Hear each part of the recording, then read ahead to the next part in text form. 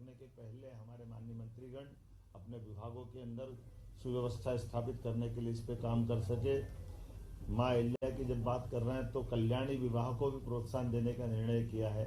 हमारी विधवा बहनें या परित्यक्ता बहनें अपना पुनर्जीवन एक विवाहित रूप में आगे निकाले, इसलिए मुख्यमंत्री कन्यादान योजना तो चलेगी, लेकिन खासकर हमारी सरकार इस दिशा में कल्याणी बहनों के जीवन को बेहतर बनाने की दिशा में पूरे प्रदेश में इस अभियान चला करके इसमें प्रति विवाह की धनराशि जो हमारी इस योजना का हिस्सा रहेगी, इस पे हम काफ़ी काम करने वाले हैं। खासकर बीच में ऐसे निर्णय तो बहुत सारे हैं, जैसे हमने आज अपने 3 नए जिलों में हमने चिकित्सालय की बात की है तो पीएम एयर टैक्सी के माध्यम से कल जो आर्गन डोनेशन का बड़ा प्रयोग हुआ है भोपाल में, जहां हमने ग्रीन कॉरिडोर बनाकर जबलपुर से एयर टैक्सियों का उपयोग करते हुए दोनों तरह से ब्रेन और हार्ट ट्रांसप्लांट करने में सफलता पाई है। ये बड़ा निर्णय है। मैं मान के चलता हूँ कि हमारा चिकित्सा विभाग और ये जो शासन की योजनाओं के समेकित रूप से इसी प्रकार के प्रयास चलना चाहिए।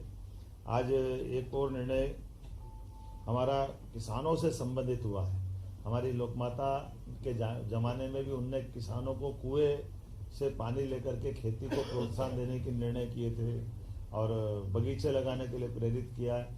हमारी सरकार ने भी निर्णय किया कि हमारे अपने किसान जो अस्थायी विद्युत पंप भी हम पे निर्भर रहते हैं, ऐसे लगभग 2 लाख किसानों को 3 हार्स पावर से लगा करके 7.5 हार्स पावर तक 10% की राशि वो देंगे तो उसको पूरा पंप हमारी तरफ से दिया जाएगा। एक तरह से बिजली फ्री हो जाएगी। ये बहुत बड़ा निर्णय है जिसके आधार पर किसानों को अपने लिए खुद के सोलर पंप के माध्यम से उनको बिजली की उपलब्धता उन पे आत्मनिर्भर बनाएगी। जो किसान या अन्नदाता ऊर्जादाता बने इस भाव के आधार पर आगे जा करके हम अपने 30 लाख बाकी स्थायी कनेक्शन वाले हैं उनको भी पॉलिसी बना के आगे की समय डिक्लेयर करेंगे, लेकिन अभी अस्थायी पंप धारकों को ये बड़ी मदद देने का आज निर्णय किया है।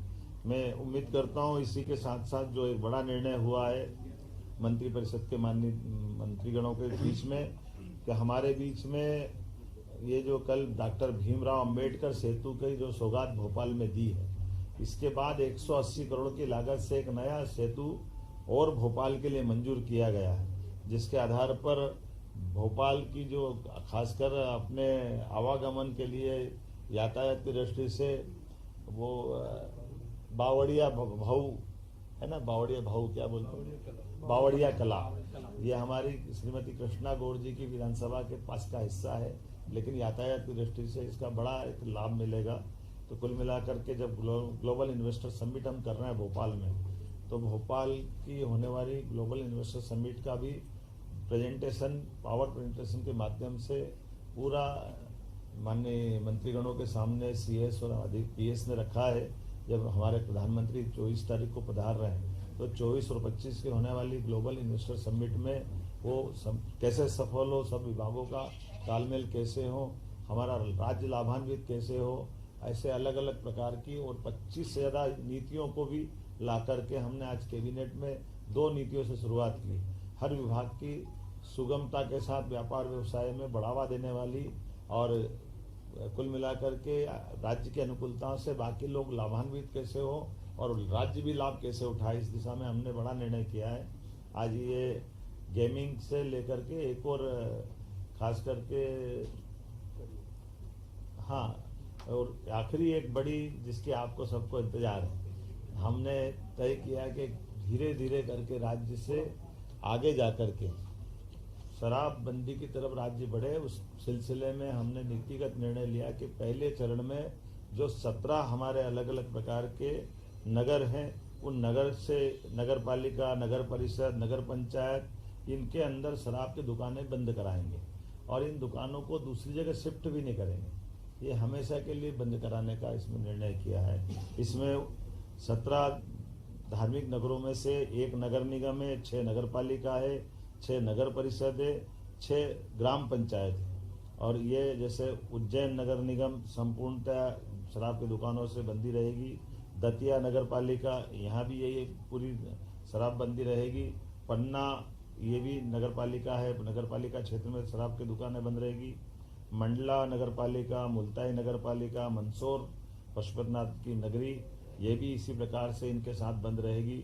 मैहर की माताजी का नगर पालिका क्षेत्र ये शराब की दुकान से प्रतिबंधित रहेगा। ओंकारेश्वर की नगर परिषद, महेश्वर की नगर परिषद, मंडलेश्वर की नगर परिषद, ओरछा और चित्रकूट की नगर परिषद और अमरकंटक, खास करके चित्रकूट और अमरकंटक हम सब ध्यान दें इस मामले में। ये हमारी धार्मिक आस्था के ऐसे सभी केंद्र हैं कि सभी नगर परिषदों में हमने शराब की इसी नीति के आधार पर दुकानें बंद करने का निर्णय किया है। हमारी नगर परिषद के बाद ग्राम पंचायत सलकनपुर, जहाँ सलकनपुर माता का मंदिर है, इस पंचायत से भी शराब की दुकानें बंद कराएंगे। बरमान कला ग्राम पंचायत, लिंगा ग्राम पंचायत, बरमान खुर्द ग्राम पंचायत, कुंडलपुर ग्राम पंचायत और बांदकपुर ग्राम पंचायत, ये ग्राम पंचायतों से भी हम शराब की दुकानें बंद करेंगे। आपकी जानकारी में रहे कि मां नर्मदा के तट के दोनों तरफ के 5 किलोमीटर के दायरे में शराबबंदी की जो पूर्वत पॉलिसी है, उस पॉलिसी को भी हम जारी रखेंगे। इस पॉलिसी में कोई बदलाव नहीं आएगा। कुल मिलाकर के प्रदेश भर से जो मैंने आपके बारे में बताने का प्रयास किया है कि हम ये शराबबंदी का हिस्सा चलेंगे। एक मुख्य कारण यहाँ की बैठक करने का और भी था, कैबिनेट की बैठक का, जो नारी सशक्तिकरण की दिशा में हमारे यशस्वी प्रधानमंत्री की जो भावना है, गरीब, महिला, किसान और युवा, ऐसे में युवा और किसान की पॉलिसियां हमने मिशन मोड में पिछली कैबिनेट में लाए थे।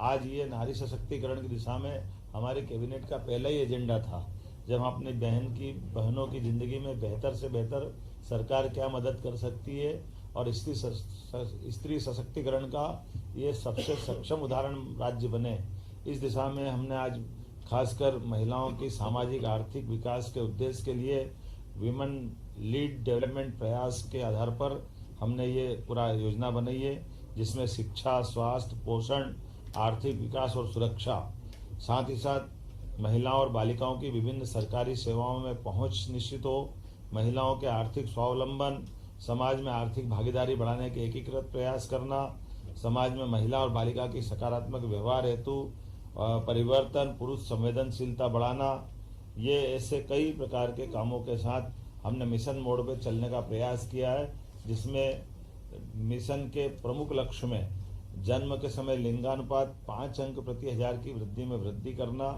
बालिकाओं की 10 और उससे अधिक वर्षों की स्कूली शिक्षा में 5% की वृद्धि करना, मातृ मृत्यु दर में 10 अंकों की कमी लाना, महिलाओं के विरुद्ध अपराध में 5 अंक की कमी लाना, बाल विवाह में 5% की कमी लाना, महिला श्रम भागीदारी 3% की कमी कराना लाना और मिशन के प्रमुख घटक में स्वास्थ्य और पोषण, शिक्षा और जीवन कौशल, आर्थिक स्वावलंबन, सुरक्षा और संरक्षण, संवाद से व्यवहार परिवर्तन इत्यादि कई प्रकार के ये मिशन मोड के प्रमुख घटक हैं।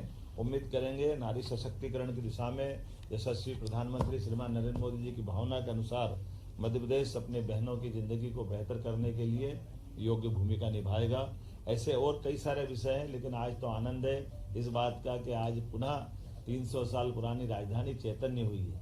हमारी राजधानी का वो जो पुराना गौरव होलकर साम्राज्य का समय का, आज वो हमको अपनी आंखों के सामने दिखाई दे रहा है। होलकर साम्राज्य का तो यद्यपि सांस्कृतिक क्षेत्र बहुत बड़ा था, लेकिन भौगोलिक क्षेत्र छोटा था, लेकिन आज पूरे प्रदेश को लेकर के सारे निर्णय हमने दूरगामी दृष्टि से यहाँ लिए हैं। तो माँ अहिल्या माता का भी और माँ नर्मदा का आशीर्वाद भी हमारे साथ है। इस गौरवशाली क्षण में आप सब साक्षी बने। मैं प्रदेशवासियों को, देशवासियों को बधाई देना चाहूँगा, जिनके माध्यम से पूरा काम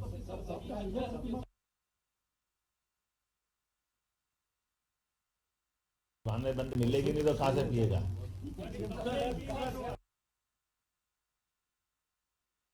ये तो घोषित रूप से बोला हमने। आप प्रसाद ले जाओगे ना।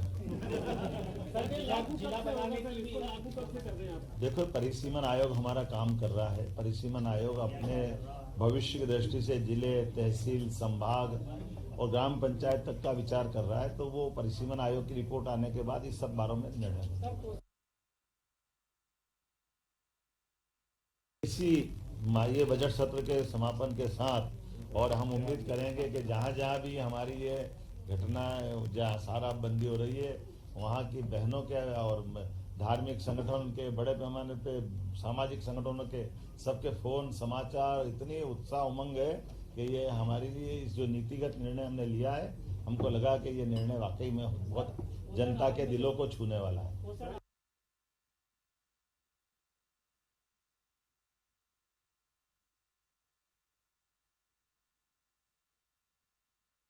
सारी बात आ गई, बहुत धन्यवाद।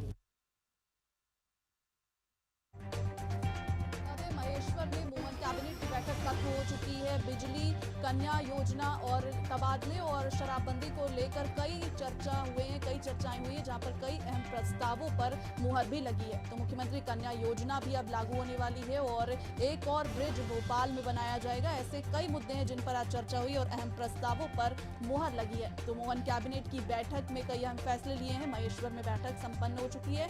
17 धार्मिक शहरों में शराबबंदी पर भी एक बड़ा फैसला आया है, जहां तबादले को लेकर भी कैबिनेट का एक अहम फैसला देखने को मिला है।